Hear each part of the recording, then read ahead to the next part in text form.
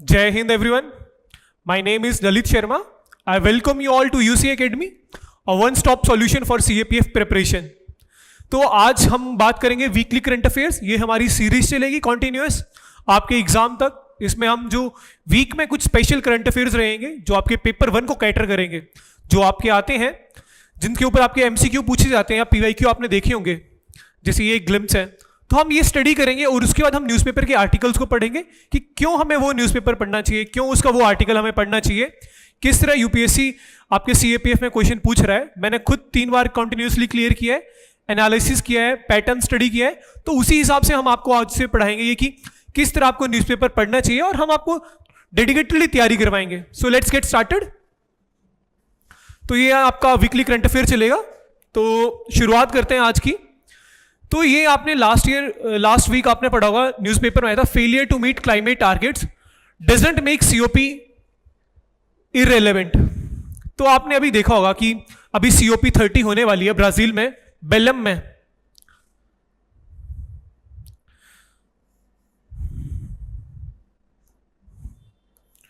बेलम में होने वाली है 10 नवंबर से 21 नवंबर.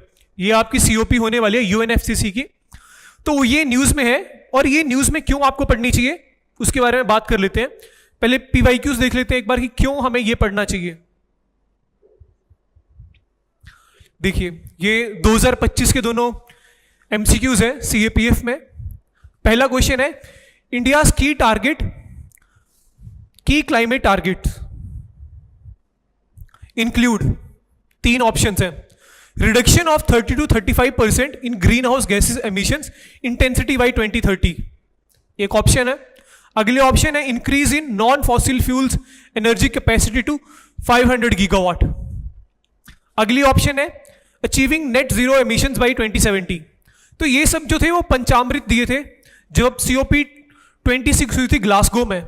तो ये तब मेंशन करे थे हमने, प्राइम मिनिस्टर मोदी ने. उसी तरह अगला एक क्वेश्चन आता है 2025 में, ये आईपीसीसी के ऊपर है, इंटर गवर्नमेंटल पैनल और क्लाइमेट चेंज, उनसे रिलेटेड स्टेटमेंट्स है. It is an international body for assessing the science related to climate change. Okay, second option है, it was set up in the year 1988 by the world meteorological organisation. 2024 में question आया environment के अंदर.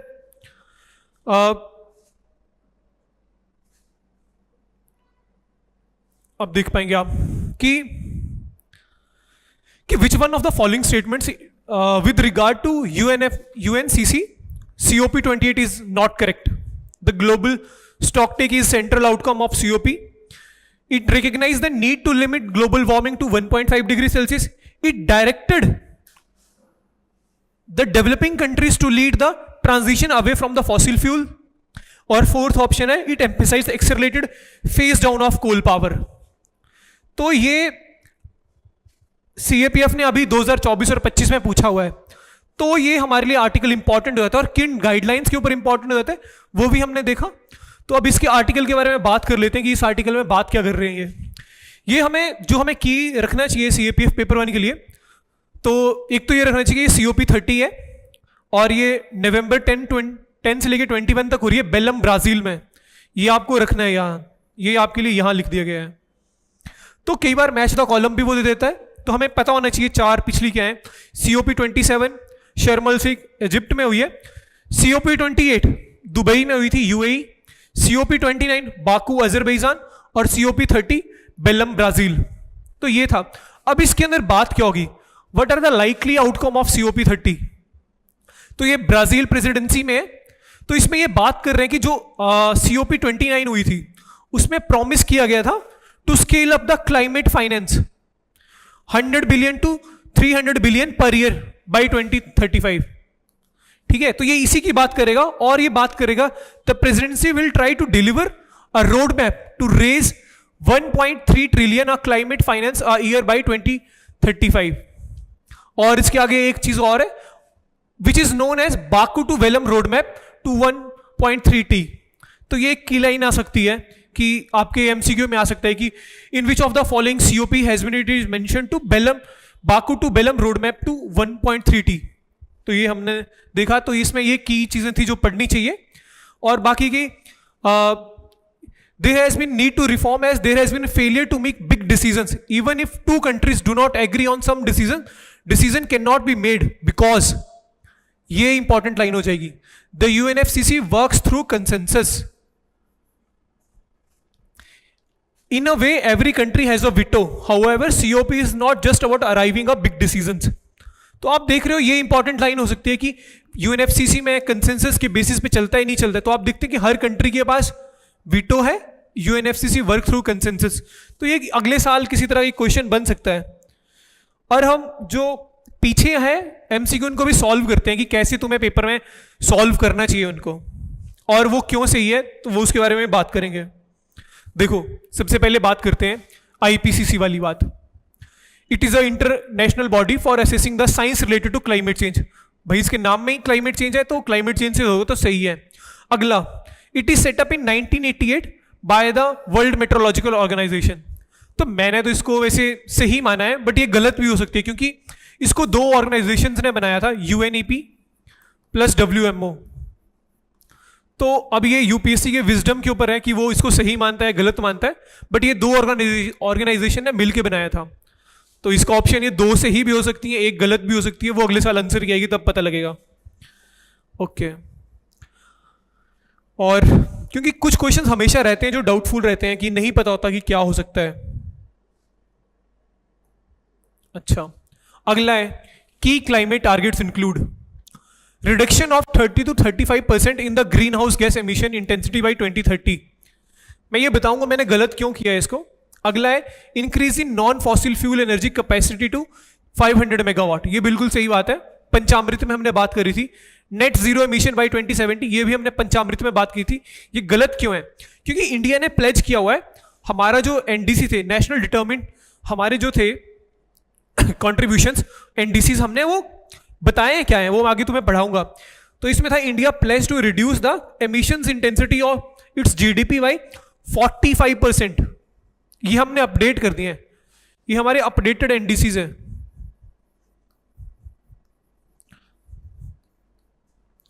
From 2005 levels by 2030। ठीक है, तो अब इसके बारे में थोड़ा और जान लेते हैं क्योंकि ये इंपॉर्टेंट स्लाइड है। क्लाइमेट चेंज के ऊपर हर साल एक दो क्वेश्चंस आते हैं, तो ये आर्टिकल बहुत इंपॉर्टेंट हो जाएगा। जैसे अगले वीक नवंबर में जब ये आएगा तो उसके बारे में हम और बात करेंगे कि क्या उन्होंने एक्चुअल में गोल्स दिए, तो वो अगले हमारे पेपर 1 के लिए बहुत इंपॉर्टेंट हो जाएगा। ओके, बात करते हैं पंचामृत ऑफ इंडियाज क्लाइमेट एक्शन। मैंने बताया ना कि 5 दिए थे पंचामृत, तो क्या क्या है देखो। ये देखो, फर्स्ट एनडीसी है हमारे, और ये अपडेटेड एनडीसी जो 2022 में करे। उसने अगर तुम देखो तो क्वेश्चन में ये पूछा था 30 to 35% फ्रॉम 2005 लेवल। तो मैंने इसको गलत क्यों माना? क्योंकि हमारे एनडीसी अपडेटेड हो चुके हैं। अब 45% लेवल की बात करता है। जैसे तुम्हें एक बार दिखा दूं, ये देखो, तो ये बात है 30 to 35%, बट 2030, बल्कि ये गलत है क्योंकि ये अब ओल्ड हो गया। अब हमने न्यू एनडीसी अपडेट कर लिए हैं। ठीक है, ओके, एक बार हम गो थ्रू कर लेते हैं, क्या पता अगले साल दोबारा ये क्वेश्चन आ जाए, तो हमें अपडेट रहना चाहिए। तुम्हारे ये सीडीएस में भी इंपॉर्टेंट है, एफकेट में भी इंपॉर्टेंट है, जो भी तुम्हारा डिफेंस सर्विसेज का एग्जाम है उसमें बहुत इंपॉर्टेंट है ये क्लाइमेट एक्शंस। चलो पहले फर्स्ट एनडीसीज देख लेते हैं क्या थे। 30 to 35% 2005 लेवल, 40% करेंगे non fossil, creation of 2.5 to 3 billion tonnes of additional sink through afforestation. पर अभी ये हो गया आउटडेटेड, ऑब्सोलीट। अब क्या इंपॉर्टेंट है, ये 45% of 2005 levels, 50% non fossil fuels installed electricity capacity, carbon sink same रहेगा। ये हमारी प्रोग्रेस है कि हमने क्या किया है। अब पंचामृत के ऊपर एक बार नजर मार लेते हैं क्या था। इसमें था कि fulfil of 50% of energy requirements from renewable sources by 2030। ठीक है, अगली है 500 gigawatt of non fossil fuel energy capacity by 2030। ठीक है, अचीव नेट जीरो बाय 2070, बिल्कुल सही बात है।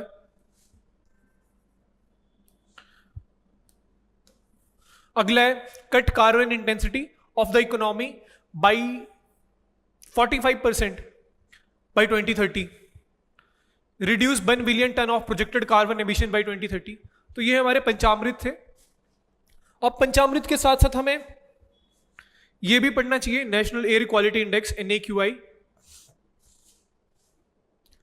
देखो अब इसमें ना एक चीज है, अब NAQI में तुम्हें पढ़ा रहा हूं नेशनल एयर क्वालिटी इंडेक्स, ठीक है। इसमें ये ईयर्स इंपॉर्टेंट रखना बहुत है। मैं तुम्हें बताऊंगा कि क्यों ये ईयर्स याद रखना इंपॉर्टेंट है, कौन से ईयर में लॉन्च किया, क्योंकि यूपीएससी इसी के ऊपर क्वेश्चन पूछता है। लॉन्च्ड इन 2014 अंडर स्वच्छ भारत अभियान, okay. Converts complex air pollution data into single index, बिल्कुल सही बात है। और मैनेज किसके साथ, CPCB करती है। और इसमें मेजर 8 पॉल्यूटेंट्स हैं। अब 8 पॉल्यूटेंट्स क्या क्या हैं, वो ये हैं lead, PM2.5, PM10, carbon monoxide, ammonia, nitrogen dioxide, sulphur dioxide and ozone. तो ये 8 के 8 तुम्हें याद रखने हैं, क्योंकि ये बहुत इंपॉर्टेंट है, वो पूछ सकता है तुमसे। और मैं आगे जब MCQ कराऊंगा तुम्हें बताऊंगा कि ये क्यों याद रखनी चाहिए तुम्हें। एयर क्वालिटी इंडेक्स का NAQI जो ये एयर क्वालिटी इंडेक्स देता है, ये इन 6 डायमेंशंस में इनको बांटता है। 0 to 50 good, 51 to 100 satisfactory, 100 to 200 moderate, आगे पुअर, आगे वेरी पुअर, और उसके आगे सीवियर। तो तुम्हें ये याद रखना है 0 to 50, 51 to 100, फिर आगे 100 का चलता है, 100, 200 आ गया, 200 से 300 आ गया, 300 से 400, 400 से 500, ठीक है। और ये सीक्वेंस याद रखना, good, satisfactory, moderate, poor, very poor और सीवियर, ओके। ये याद रखना बहुत इंपॉर्टेंट है। आगे चलते हैं। अब मैंने तुम्हें पिछले क्वेश्चन में बताया कि तुम्हें ईयर क्यों इंपॉर्टेंट है याद रखना। ईयर के बेसिस के ऊपर हमारा पिछला क्वेश्चन भी आ सकता है, और आगे जो मैं आपको पढ़ाऊंगा उसमें क्यों ईयर इंपॉर्टेंट है। देखो जैसे ये स्कीम्स के ऊपर क्वेश्चन है, ठीक है। अब देखो, which one of the following statements with reference to Jal Jeevan mission is not correct. 2025 का है ये। It was established in year 2016, नहीं, ठीक है, ये गलत है। तो आगे की ये जब इन्होंने पूछा नॉट करेक्ट कौन सा है, ये गलत है सीधा, तो आपका आंसर सीधा ही निकल गया, तो ये गलत है। तो ईयर्स इंपॉर्टेंट रखना याद है। तो जो तुम्हें मैंने बताया, जैसे तुम ये पिछली साइड में देखो कि ये 2014 में लॉन्च करा, ये तुम्हें पता होना चाहिए। क्यों पता होना चाहिए वो बता दिया। आगे सेम क्वेश्चन, ये 2025 है, ये 24 में देखो। Which one of the following statements not correct for the प्रधानमंत्री मुद्रा योजना, इट वॉज लॉन्च्ड इन 2015, गलत। आई गेस 16 में इसको लॉन्च किया गया था। तो देख रहे हो डायरेक्ट उससे हो रहा है क्लियर। तो मैंने जो 3 बार क्लियर किया है वो इन्हीं पैटर्न्स के ऊपर करा है। यूपीएससी खुद तुम्हें यार लूप होल देती है कि तुम पकड़ो और आंसर निकाल दो और तुम सिलेक्ट हो जाओ। बस वो तुम पे है कि तुम उतना कर पा रहे हो कैच की नहीं कर पा रहे हो। अब स्कीम्स की जब भी पढ़नी है ना, तो यूपीएससी के पर्सपेक्टिव में तुम, ठीक है, डिटेल्स तुम पढ़ोगे, बहुत बढ़िया बात है, बट अब वो थोड़ा थोड़ा स्टैटिक पैटर्न के ऊपर गए। वो ईयर्स और एक और चीज मिनिस्ट्री,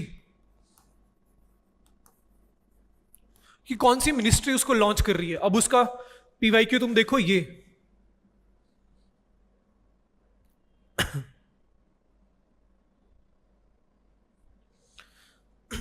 देखो, ये सीएपीएफ के क्वेश्चन है सारे।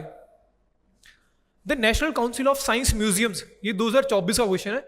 विच is the developing science centres और museums innovation hub in India, works under which follow of the following ministry.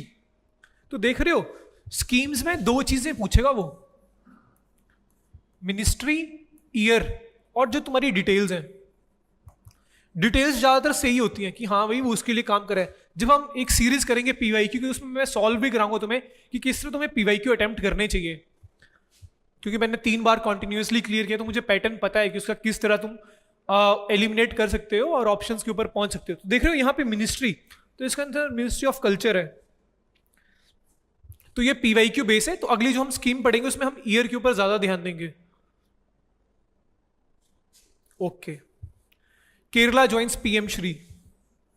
PM SHRI scheme है, ये स्कूल्स जो हैं उनको इनोवेट करने की बात हो रही है, उनमें कंप्यूटर्स वगैरह दिए जाएंगे, डिजिटल इनोवेशंस के ऊपर बच्चों को पढ़ाया जाएगा और उन स्कूल्स को उसी हिसाब से रेडी किया जाएगा। लिखा है ना, empowering students with 21st generation century skills. Okay, PM schools for rising India. ठीक है, ये पीएम श्री की है, फुल फॉर्म है, फुल फॉर्म भी याद कर सकते हो, आगे पूछ लिया उन्होंने तो। जैसे देखो जी, पीएम श्री की फुल फॉर्म क्या होती है, तो स्कूल्स फॉर राइजिंग इंडिया। ठीक है, ओके। अब इसमें इंपॉर्टेंट बात क्या है जो तुम्हें पेपर के लिए पढ़नी चाहिए, केरला ने ज्वाइन किया है।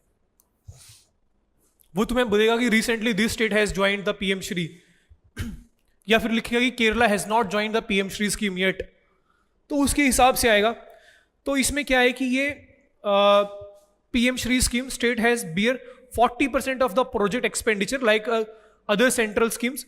सो far 12,400 schools from primary to higher secondary levels in 670 districts across the country have become the part of scheme. Tamil Nadu and West Bengal have so far not joined. बहुत important news है। तुमसे वो ये पूछ सकता है कि केरला ने ज्वाइन करा नहीं करा, स्टेटमेंट डाल के दे देगा कि, और ये दे देगा कि Tamil Nadu Kerala has joined the PM SHRI recently, but तुम्हें ये पता होना चाहिए Tamil Nadu and West Bengal have not joined the scheme. बहुत इंपॉर्टेंट न्यूज है, ये बन सकता है करंट अफेयर। आगे थोड़ा स्टडी कर लेते हैं कि इसके बारे में क्या क्या है। More than 14,500 schools across the country emerge as exemplar schools। ठीक है, और हाँ, सेंट्रल स्पॉन्सर्ड स्कीम। देखो मैं इसके बारे में 2-3 चीजें लिख देता हूं जो जो मुझे लग रही है कि इंपॉर्टेंट है, तुम्हें पता होना चाहिए। एक तो पीएम श्री की फुल फॉर्म देख लेना जो लिखी है,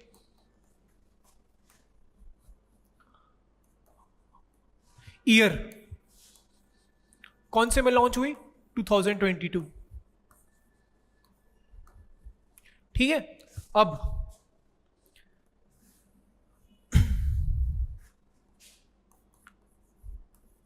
Tamil Nadu and West Bengal not joined. ठीक है, ये इंपॉर्टेंट है, नॉट ज्वाइंड। और रिसेंटली केरला ज्वाइंड।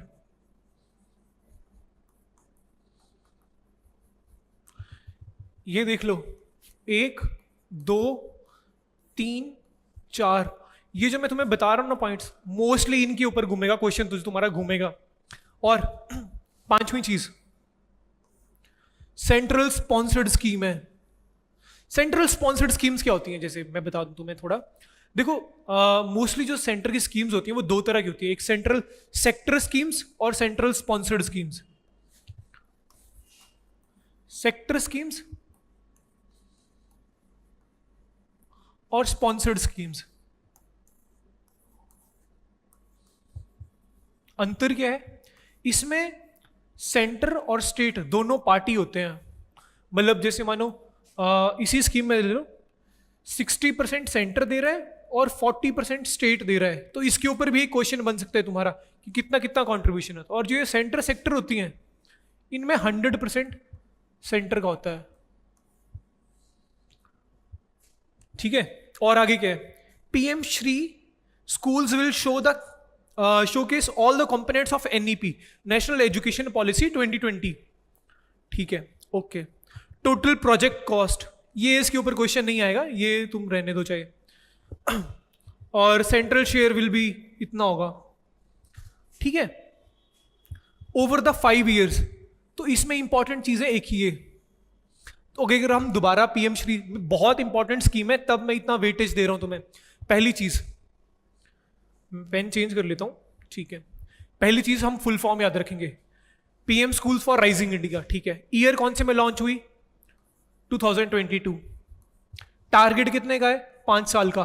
क्या है वो, 2022 to 2027, 5 year टारगेट है। अच्छा, तीसरी चीज, तमिलनाडु एंड वेस्ट बंगाल ने नॉट ज्वाइंड, बहुत इंपॉर्टेंट है। केरला ज्वाइंड, बिल्कुल सही बात है। ओके, सेंट्रल स्पॉन्सर्ड स्कीम है, 5 साल के लिए है। स्पॉन्सर्ड में कितना वेटेज है? सेंटर का 60, स्टेट का 6 स्टेट का 40%। ठीक है, प्लीज इसको याद रख लेना, बहुत इंपॉर्टेंट है, अगले साल ये आ सकती है, सीडीएस में भी आ सकती है। अब उसी तरह सेम जो मैंने ईयर बताया उसी के बेस्ड और मिनिस्ट्री, मैं तुम्हें एक क्वेश्चन दिखाया था ना कि वो मिनिस्ट्री के ऊपर पूछता है, जैसे देखो एक बार दोबारा दिखाता हूं। National council of science museums which is developing science centres, museums, innovation hubs in India, works under which ministry. तो ये जो है डायरेक्टली तुम्हें दिख रहा है कि ये बना रहा है, तो उसी के ऊपर तुम्हें मिनिस्ट्री याद रखना है और उसका लॉन्चिंग ईयर देखना है कि कौन से ईयर में वो लॉन्च हो रही है। तो ज्ञान भारतम मिशन, ज्ञान भारतम मिशन है क्या? मतलब इसमें क्या है कि ये फ्लैगशिप इनिशिएटिव है मिनिस्ट्री ऑफ कल्चर का। इसमें क्या करा जाएगा? और for identifying, digitising, preserving and promoting India's manuscript, ये याद रखना। The institutes will categorise as cluster centres and independent centres. Gyan Bharatam mission है, कौन सी मिनिस्ट्री कर रही है? Ministry of culture. क्या करेगा ये? इंडिया के मैन्यूस्क्रिप्ट्स को प्रिजर्व करके रखेगा, डिजिटाइज करेगा, प्रमोटिंग करेगा। अच्छा, थोड़ा और देख लेते हैं। Gyan Bharatam mission is a flagship initiative of Ministry of Culture for identifying, documenting, conserving, digitizing, preserving and promoting India's vast manuscript heritage. It was announced during the Union Budget this year. मतलब launch year क्या आ जाएगा इसका? 2025।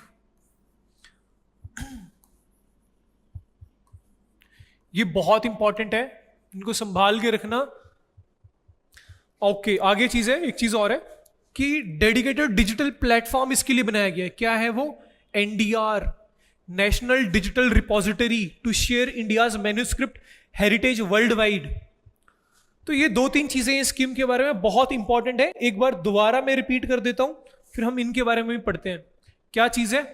ज्ञान Bharatam mission है, ministry कौन सी है? Ministry of culture है। क्या करेगा ये? मैन्यूस्क्रिप्ट्स को करेगा। ओके, कौन से ईयर में लॉन्च हुआ? 2025 में लॉन्च हुआ। और क्या है? स्पेशल पोर्टल बनाया गया इसके लिए, कौन सा? एनडीआर। तो ये 4-5 चीजें ऐसे ही मैं करता था, छोटी छोटी चीजें आती थी, लिख लेता था डायरी पे, पीएम श्री, हाँ जी ये चीजें हैं, 2-3 चीजें लिख लिया। तुम भी ये लिख के रखो, तुम्हें कहीं ना कहीं 4 ऑप्शन आएंगे, एक आधी ऑप्शन ऐसी मिलेगी, नॉट करेक्ट में तुम टिक मारोगे और आंसर आगे निकल जाएगा तुम्हारा। ठीक है, आगे देखते हैं। Gyan Bharatam mission, preserving India's knowledge legacy. ठीक है, identifying and conserving rare manuscripts across India. ठीक है जी। Creating a national digital repository for easy access, special portal बताया ना। ठीक है, using AI, cloud and digital tool for preservation and research. ठीक है, अगली चीज है empowering custodians through monetisation models. एक और चीज है virtual museums and online archives for global reach, controlled access for research, translation and publications, long term physical storage for rare manuscripts. अपारी, अगर हमारे पास कोई स्पेशल डेडिकेटेड पोर्टल होगा, हम उसको इजीली ढूंढ पाएंगे, इजीली बता पाएंगे। और हमें अगर ग्लोबली किसी को देखना है, जैसे मानो कोई स्कॉलर है जो रिसर्च कर रहा है, उसको एकदम चाहिए तो उसको एक जगह पे सारा डाटा मिल जाएगा। जैसे हम तुम्हें एक ही जगह पे सारी इंफॉर्मेशन दे रहे हैं अपनी एकेडमी में, तो तुम्हें फायदा होगा उससे। तो इसमें क्या है? ₹60 crore outlay 2025-26 to safeguard India's timeless wisdom. Okay, तो ये स्कीम के बारे में पढ़ लेना। अगली बात आती है, अगला आर्टिकल था a commission of omissions, national commission for minorities with its limited power has barely served for those whom it was set up। ये क्यों आया? जो ताहिर मोहम्मद जी हैं, महमूद जी हैं, ये ऑलरेडी इसके मेंबर रह चुके हैं नेशनल कमीशन फॉर माइनॉरिटीज। ये बता रहे हैं कि रिसेंटली जो नेशनल कमीशन फॉर माइनॉरिटीज है हैज नो चेयरमैन और मेंबर्स, मेंबर ही नहीं है। तो इसके बारे में हमें पढ़ना चाहिए, एग्जाम सेंटरिंग रखेंगे अपनी ये सारी अप्रोच। क्या पढ़ना चाहिए? नेशनल कमीशन फॉर माइनॉरिटीज है, ओके, ये not a constitutional body, okay, presently no chairman, done. अब ये है कि थोड़ा इसका हिस्ट्री देख लेते हैं। 1978 में ये executive resolution ministry of home affairs के द्वारा बनाया गया। 1992 में क्या हुआ, national commission for minorities act 1992 आया। कंपोजिशन, चेयरमैन, वाइस चेयरमैन और 5 मेंबर्स, और ईच मेंबर जो है उसका टेन्योर 3 इयर्स। ये याद रखने वाली चीजें, छोटा छोटा कंटेंट है।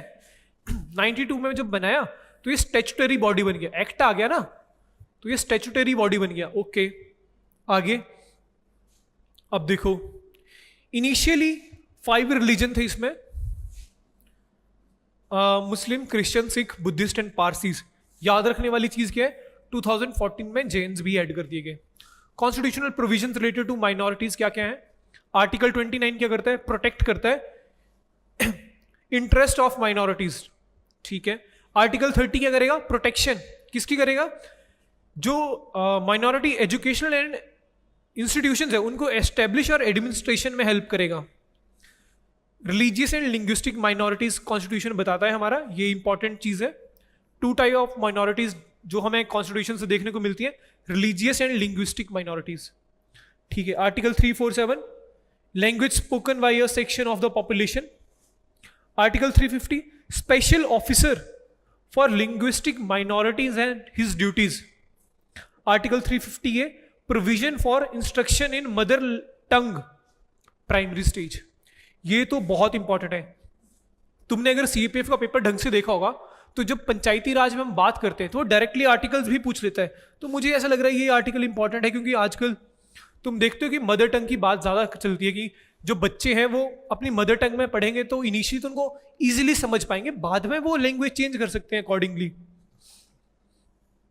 तो इसमें कुछ चीजें इंपॉर्टेंट है, वो हम देख सकते हैं। अगली बात, हम कोई भी चीज पढ़ रहे हैं तो मैं तुम्हें पीवाईक्यू का रेफरेंस तो दे रहा हूं ताकि तुम्हें पता होना चाहिए तो हम ये न्यूज क्यों पढ़ रहे हैं। और मैंने पेपर करा है तो मुझे पता है कि न्यूज़पेपर में सब कुछ नहीं पढ़ना है, कुछ कुछ ठीक है नॉलेज के लिए, बट जो पेपर है एंड में तो वही निकालना है, तो हम वही बात कर रहे हैं। आगे तुम्हें अब पता होगा कि लेह में प्रोटेस्ट हुआ था कुछ टाइम पहले लद्दाख में, और उसमें 4 सिविलियंस की डेथ हो गई थी। तो उसी से रिलेटेड न्यूज है कि panel to begin inquiry into Leh violence today, Justice BS Chauhan led commission. ये याद रखना है, Justice BS Chauhan led commission to probe the circumstances death of 4 civilians during the stir on 24 September. ठीक है, क्या हुआ था, resulted in violence and death of 4 civilians during protest of on 24 September in Ladakh Leh district. Leh में हुआ, ठीक है। लद्दाख अब हमारी यूटी है इस टाइम पे, ठीक है। 2019 में जब आया था एक्ट तो उस टाइम पे 2 यूटीज बनी थी, JNK और लद्दाख। तो ये लद्दाख में प्रोटेस्ट चल रहा है, क्यों चल रहा है, क्योंकि वो अपने आप को 6th शेड्यूल में ऐड करने की डिमांड कर रहा है। अब 6th शेड्यूल क्या है इसके बारे में हम आगे पढ़ते हैं, पहले देख लेते हैं कि उसके बाद क्या हुआ। जब 24 सितंबर को ये प्रोटेस्ट हुआ, 4 लोगों की जान चली गई, followed by the arrest of climate activist Sonam Wangchuk on 26 सितंबर। ठीक है, Ladakh was carved as union territory from erstwhile state of Jammu Kashmir in 2019। ये तो हमारी होगी न्यूज खबर। सारा मुद्दा क्या है, 6th शेड्यूल का। तो बात करते हैं 6th शेड्यूल है क्या। Okay, 6th schedule article 244 sub clause 2 ये बोलता है कि ये प्रोविजंस देता है 4 स्टेट्स को, और ये चारों स्टेट्स तुम ऐसे ही याद रख सकते हो। मतलब कई अलग अलग तरह की ट्रिक्स बनाते हैं, बट मैंने तो ऐसे सिंपल ही याद रखा। तुम देखो यहां पे तुम्हारा असम चलता है, मेघालय आ जाएगा, त्रिपुरा आ जाएगा और मिजोरम आ जाएगा। तो चारों सेम लाइन में है, ठीक है। ठीक है, ये आ गया, इनसे रिलेटेड प्रोविजन है। ट्राइबल एरिया इन 4 स्टेट्स के लिए करता है इन एरिया में ट्राइबल एरियाज जो है वो एडमिनिस्टर करे जाते हैं ऑटोनॉमस डिस्ट्रिक्ट्स। ऑटोनॉमस डिस्ट्रिक्ट्स हैं जिनकी एक डिस्ट्रिक्ट काउंसिल होती है।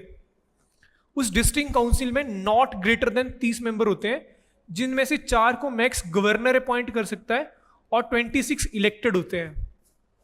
अगर मानो एक हमने कुछ ऑटोनॉमस डिस्ट्रिक्ट्स बना दी, उनके अंदर कुछ ट्राइब्स और हैं, डिफरेंट ट्राइब्स, तो governor can divide that district into autonomous regions जिसमें रीजनल काउंसिल होगी, ठीक है। अब इनकी पावर्स क्या क्या होती हैं जो हमने ये बना दी, रीजनल काउंसिल्स, डिस्ट्रिक्ट काउंसिल्स। तो ये ग्रांट कर सकती हैं लाइसेंस, किसके लिए? मिनरल एक्सट्रैक्शन के लिए। इंपोज कर सकती हैं टैक्स प्रोफेशन के ऊपर, ट्रेड के ऊपर, व्हीकल्स के ऊपर, लैंड रेवेन्यू कलेक्ट कर सकती हैं, क्योंकि ये ट्राइबल एरिया है, इनके ऊपर डेडिकेटेडली सेंट्रल लॉ एकदम से इंप्लीमेंट नहीं हो जाएगा। इनकी अपने कल्चर है, कहीं जो हमने लॉज बनाए वो कहीं इनको इंपैक्ट ना कर दें, तो इसलिए हम डायरेक्टली ये शेड्यूल में रखी गई है कुछ स्टेट्स, ताकि इन एरिया को अकॉर्डिंगली मैनेज किया जाए। आगे बहुत बढ़िया इंपॉर्टेंट न्यूज आने वाली है। देखो यूपीएससी में जब ऐसी फिगर्स दिखती है ना कि किसी चीज को 150 साल हो गए, 200 साल हो गए, 100 साल हो रहे हैं, तो बहुत इंपॉर्टेंट होते हैं। जैसे एक चीज मैं तुम्हें, दो चीजें न्यूज बता देता हूं, हम उसको अगले वाले में कवर करेंगे। जिससे मुझे काफी फीलिंग आ रही है कि ये क्वेश्चन आ सकते हैं। आरटीआई 2005 में बनी थी, 2025 में उसको 20 ईयर्स हो गए हैं, तो इसके ऊपर क्वेश्चन बन सकता है, ठीक है। यूएन के 80 ईयर्स हो गए हैं, यूएन 1945 में बना था ना यूएन। लीग ऑफ नेशन जब फेल हो गया 1920 में, तो उसके बाद यूएन बनाया 1945 में। तो ये दो चीजें बहुत इंपॉर्टेंट है, तो मुझे लगता है ये भी हम कवर करेंगे आने वाले टाइम में, ठीक है। अब इस पे बात करें, prime minister will lead to parade on 150th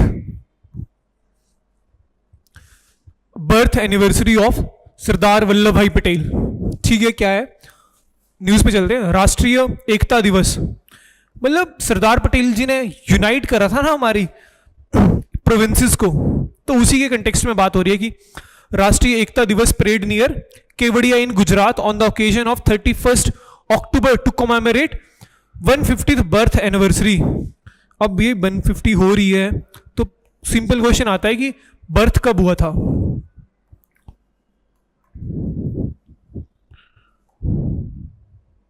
ठीक है, तो ये बर्थ ईयर था इनका।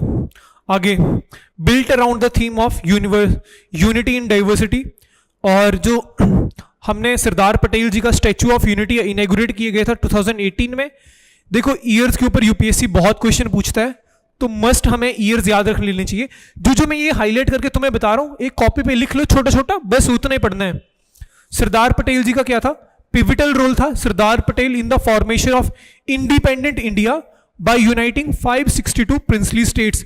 डायरेक्ट स्टेटमेंट आ जाएगी यूपीएससी में, और तुम सही करोगे। इस मौके पे और भी चीजें करी जा रही हैं। द परेड विल फीचर 5 शौर्य चक्र awardee from the CRPF, 16 gallantry medal winners from the BSF. और इसके बारे में जो एक चीज मुझे लग रही है इसके बारे में, ओकेजन्स के बारे में, वो ये है, the parade will also feature a marching contingent comprising exclusively Indian breed dogs. ये बहुत वेग स्टेटमेंट लगेगी अगर तुमने पढ़ा नहीं होगा पेपर में और डायरेक्टली आगे कि इंडियन ब्रीड डॉग्स, ये थोड़ी ना होता। हमने तो जर्मन शेपर्ड्स देखे हैं उनके पास, तो ये है ऑफ द बीएसएफ। तो ये तुम ध्यान रखना चीजें, 2-3 चीजें हैं जो मैंने बताई। क्या क्या याद रखना है? बर्थ ईयर याद रख लो, 150th बर्थडे है। थीम क्या है? Unity in diversity. Statue of unity कौन से ईयर में आया? 2018 में आया। इन्होंने प्रिंसली स्टेट्स को यूनाइट किया था 562। और ये कर लो, the parade will also feature marching contingent comprising exclusively Indian breed dogs of BSF. ठीक है, आगे चलते हैं।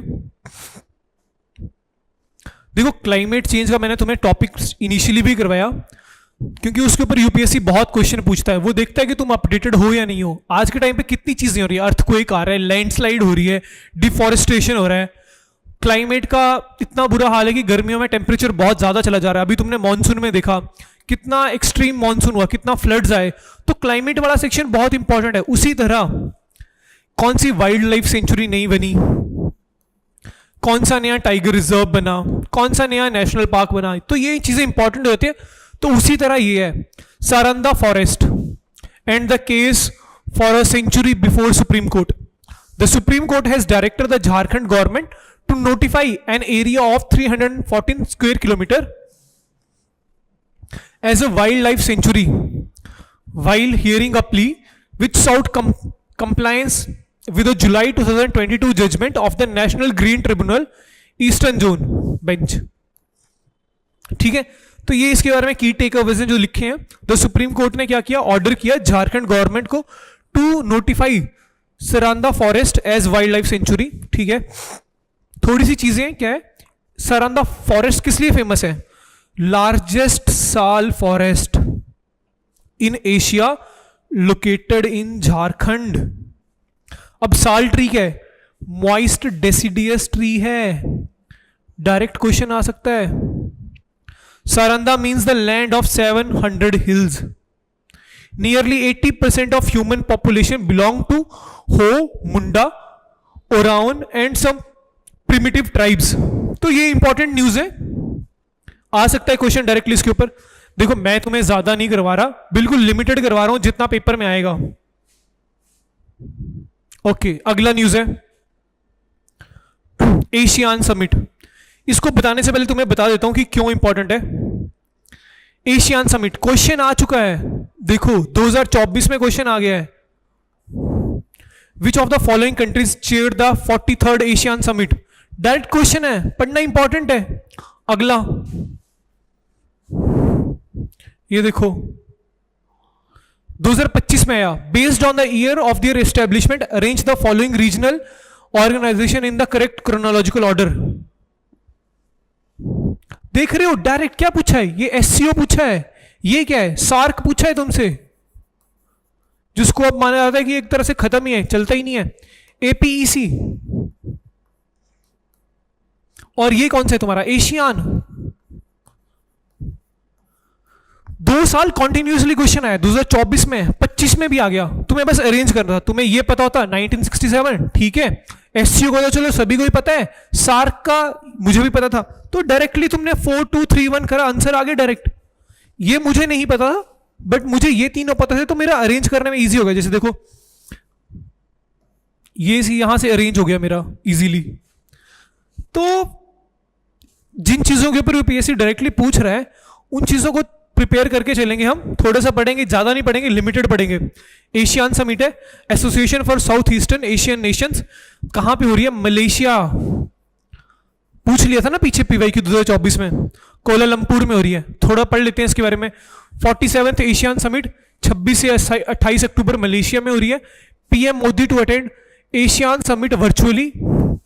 US president Donald Trump to arrive in Malaysia.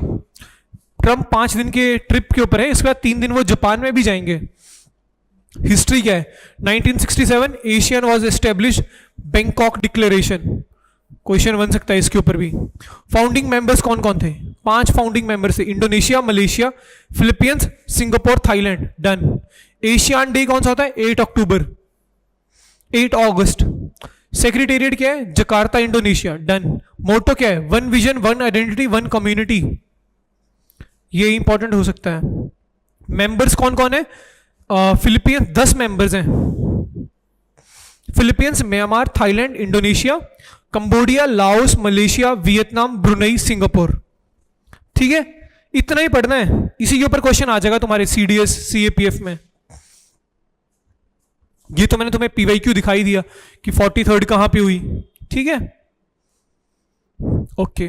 अगली न्यूज वो तुम्हें मैं बता रहा था ना, तो ये Jaishankar releases commemorative postage stamp to mark 80 years of the UN in Delhi. तो यूएन को 80 years हो गए हैं, तो ये इंपॉर्टेंट हो जाता है. बनी कब थी? 1945.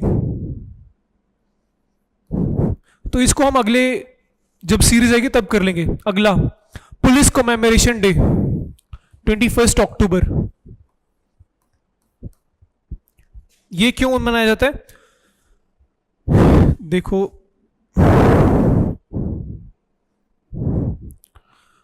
Police commemoration day is observed annually to honour the memory of 10 CRPF personnel who laid their lives in the ambush by the Chinese troops in Ladakh's hot spring area on the day in 1959. तो ये बहुत important हो जाता है. Police commemoration day directly 21 अक्टूबर आ जाएगा. Mark करने को या मैच द कॉलम आ जाएगा किसी ऑप्शन के साथ, तो ये ध्यान रखेंगे। ओके देखो, कोई चीज जब पहली बार बनती है तो वो इंपॉर्टेंट होती है, CDS, FCAT, CAPF के लिए भी। जो Japan new prime minister Sanae Takaichi arrives her official residence in Tokyo, तो ये पहली becomes the Japan first women PM। कौन सी पार्टी से है? Liberal Democratic Party, Liberal Democratic Party से हैं ये। Sana Takaichi Japan first women PM। तो जब कोई फर्स्ट हो जाते हैं और ऊपर से वुमेन PM, तो बहुत इंपॉर्टेंट हो जाता है। और चीज क्या है, ट्रंप का तुम देख रहे हो चाइना के साथ चल रहा है ट्रेड वॉर का, 1 नवंबर से चाइना के ऊपर 100% टैरिफ लगने वाले हैं। तो उसी टाइम पे उन्होंने Trump and Albanese sign critical minerals deal, Australia के साथ साइन कर लिया क्रिटिकल मिनरल डील। तो ये आ सकता है ऑप्शन की रिसेंटली USA है शायद critical mineral deal with Australia. ठीक है, डन है। तो डायरेक्टली करंट अफेयर बनता है न्यूज से ही। आगे चलते हैं। ये मुझे थोड़ा अलग से लगा न्यूज, तो मैंने तो कर लिया तुम्हें कि Goa's unique Diwali tradition now sees DJs, drones and hydraulic effigies, यानी कि पुतले। Burning of effigies of Narakasura, the Asura king defeated by Krishna। थोड़ा सा इसका हिस्ट्री यहां पे है कि Narakasura who held women's captive and let loose a reign of terror which is believed have caused darkness all around. People pray to Lord Krishna for freedom from the demon king rule. Lord Krishna arrived in Goa with his army and the battle, and that ended the dark night in the dark night of Amavasya and killed him. और with the Portuguese having suppressed local rituals, तो ये कम हुआ। But it was after Goa's 1961 liberation from the Portuguese rule that traditional gained prominence.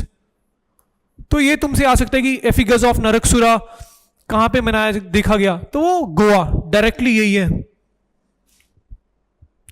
Thank you मेरे साथ बने रहने के लिए। और तुमने देखा कि हमने किस तरह PYQs में जो क्वेश्चन आए हैं उसी से रिलेटेड हमने पूरा करंट अफेयर बनाया हुआ है, क्योंकि मेरा मोटो डायरेक्टली यही है कि जो PYQs में आता है वही हम बनाएंगे और वही पढ़ाएंगे। थैंक यू, जय हिंद।